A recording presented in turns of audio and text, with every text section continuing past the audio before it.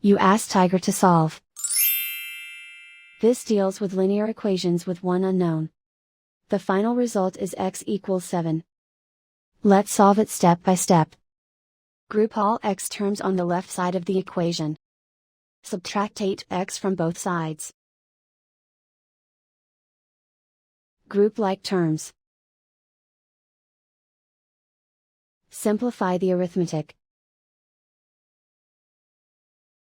Group like terms. Simplify the arithmetic. Group all constants on the right side of the equation. Subtract 65 from both sides.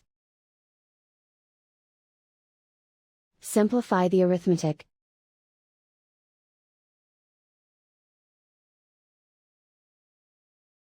Isolate the x. Divide both sides by -10. Cancel out the negatives. Simplify the fraction. Cancel out the negatives. Find the greatest common factor of the numerator and denominator. Factor out and cancel the greatest common factor.